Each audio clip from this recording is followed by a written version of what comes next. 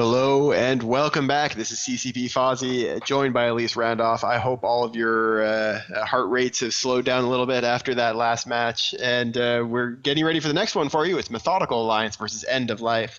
A very interesting setup for Methodical Alliance here. They've brought a Paladin, triple Rattlesnake, triple Jaguar, and a Tristan. Why don't you tell us a little bit about End of Life, Elise? End of Life took a more traditional setup that we've seen today with the triple EOS core with some Navy Vexers and Ishkurs and some Punisher for tackle with an Onirios.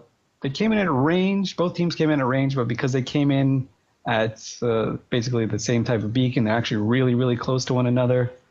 So probably going to see a lot of explosions and maybe even some other sort of fireworks. The match has begun. The Paladin immediately went into Bastion mode, which is what you'd expect for a Paladin that doesn't need to move and that doesn't have any logistics with him. And the Rattlesnakes are cap transferring to each other. So it looks like these Rattlesnakes are going to try to do a kind of a local tank tinker with each other. We'll see how well that works for them.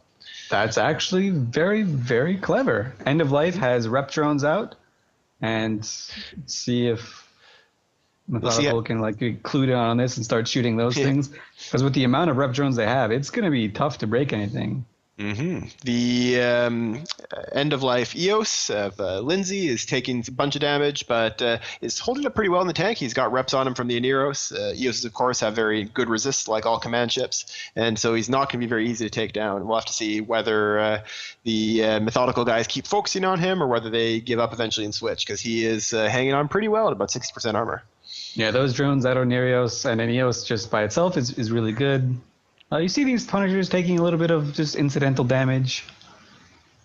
End of Life now swapping over to, or getting primaried of their own by another EOS. Yep, it looks like Methodical just kind of switching some targets. Meanwhile, End of Life is going to try to take down the Frigs, which is a pretty smart move because these frigates don't have any logistics to keep them alive, and they're providing the webs that are helping slow down all of the EOSs, and that will eventually slow down the Vexers and the Neros when they're going to be taking fire from the big ships. So knocking the tackle off the field is a very good choice here, and will help them focus on the big ships.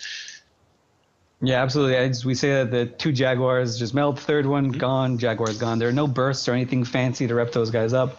No rep drones coming from the End of Life team. So Methodical team. General Vachot in the EOS is into structure now. He is going down. He's standing perfectly still on top of this Paladin instead of orbiting it. I really don't know why he's not moving. Yeah, there we go. He's dropped and he's gone. Boom goes the dynamite on that one. So he was webbed initially by the Jaguars, but then when the Jaguars died, the web came off him, and I was really expecting him to suddenly pick up speed, make himself harder to hit, because he was right beside a Paladin with pulse lasers. And if he just orbited, it would have reduced the damage quite a lot. Yeah, and another thing, these Rattlesnakes look like they even have newts going as well. They're throwing on just whoever they're primarying. They're going after another EOS. They're saying, screw your rep drones, even though... Actually, no, I take that back. They've killed a few of the rep drones.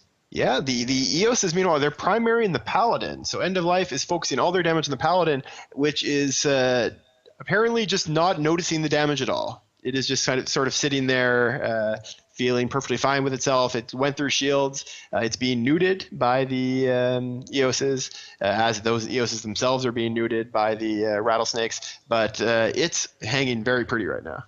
Yeah, wow, this is crazy. This Paladin is now sitting pretty. They've got two EOSs down. It can almost solo tank everything left on the field as they're going for the third EOS. So at this is point, like an upset in the making right here. Yeah, this Methodical Alliance setup, I honestly was not expecting all that much out of it. I mean, they obviously had a plan to local tank the big ships and the Paladin and not care too much about losing the frigates, and that plan is just working out perfectly for them. I think it's partially because of some poor choices by the End of Life. Focusing on the Paladin at this point in the game seems like not the greatest idea, because they're obviously not able to break it, and we're still seeing a lot of damage going, or at least the newt's still being applied to it. Meanwhile, the last EOS for End of Life is about to go down. It's in structure now. Yeah, you can see that they're not even focusing on the Oniros. They're just saying, well, we'll just plow through everything, and there it goes. EOS down. Yep, so they're now focusing most of the end-of-life damage that's remaining on the first of the Rattlesnakes here, and it is slowly dropping, but I don't think it's going to be enough. At this point, all there is that's dealing a lot of damage is these two Vexor Navy issues.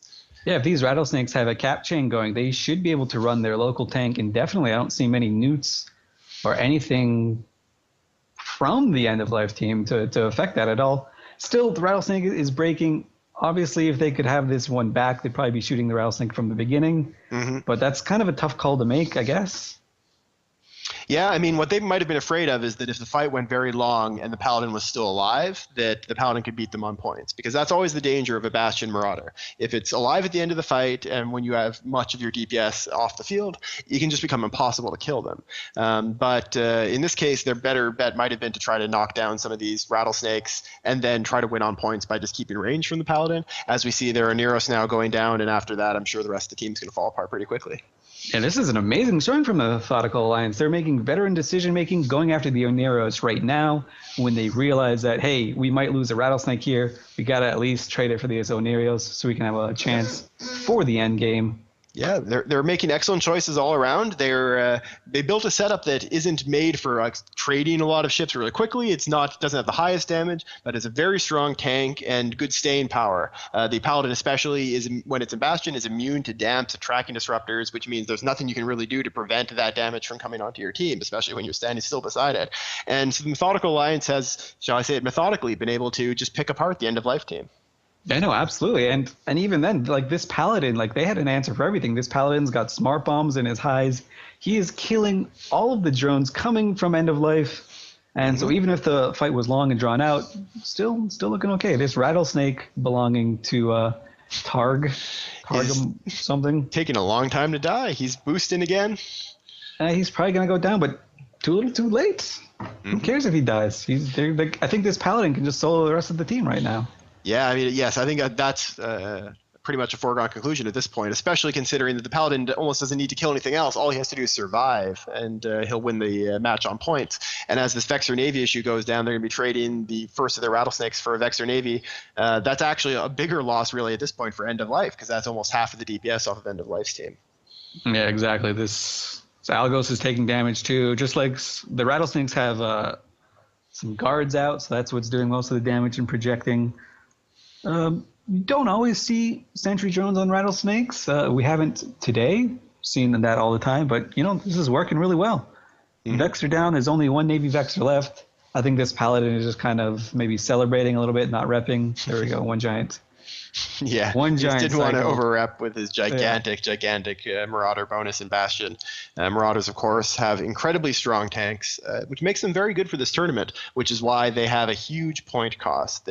That's the reason why you see Methodical Alliance bringing fewer than 12 pilots and having no logistics and no command ships. They just didn't have the points to do it after fielding the huge amount of points in a Paladin and 3 Rattlesnakes. This is a really just a clever setup. I like it quite a bit. And End of Life aren't like some scrubby team either. The only people they lost to last year were Hydra and Hun, like tournament royalty, basically. Yeah, and I came into this match predicting that the End of Life was going to be taking it, and after seeing the setups on the field, I was still predicting that End of Life was going to take it. But Methodical Alliance came in and just executed on their game plan really, really effectively, as we see them finish off another Frigg there, and it's really just now a matter of time. They're probably going to be able to finish off the last 2 remaining ships before time runs out. Absolutely. So total wipe. And this Rattlesnake, I guess maybe he just said, you know what, I don't need to rep. This is going to be cool. Chicks dig a little bit of structure damage, so he wants to get some flames. Yep. The Navy Vexor is now kind of slowly moving through armor, and he's not moving very fast. He knows that there's not going to be a lot that he can do to keep this match going, so he's just going to let himself get killed. There he goes. That beautiful, beautiful Paladin, you don't get a chance to see them in PvP as much because of the fact that they cost a whole lot of ISK, but it's one of my favorite looking ships in the whole game. I love the animation. I love the Cartham paint job on all Marian ships, and it fits so well with the Paladin. If Iron Man could fly a ship, he would fly the Paladin. Yes, he would. So with that, we have 1 minute left, and the final Ishkur is just burning himself around here, and I'm sure will end up getting knocked down pretty soon. He's trying to keep himself going fast enough to be hard to track. We only have one more match now before the break, so this is the the second last match before the midday break for this second day. The last match will be Gorgon Empire versus the Nameless Alliance, which is another one that I'm really looking forward to because Gorgon Empire has a lot of the old Dark Side team members, and so it'll be good to see what they can do for this alliance tournament. Yep, and Gorgon Empire have banned just a Vexer and Navy Vexer, and Nameless banned Worm and Gila, so probably not going to see many drones in the next match. Yeah, we'll definitely see. It's 20 seconds left, and that Ishkur is into structure now, and he's about to explode. And that will be the match there. And once that last ship goes off the field, we will send you to some ads, some GTCam, and then get you right back here for Gorgon Empire versus the Nameless Alliance.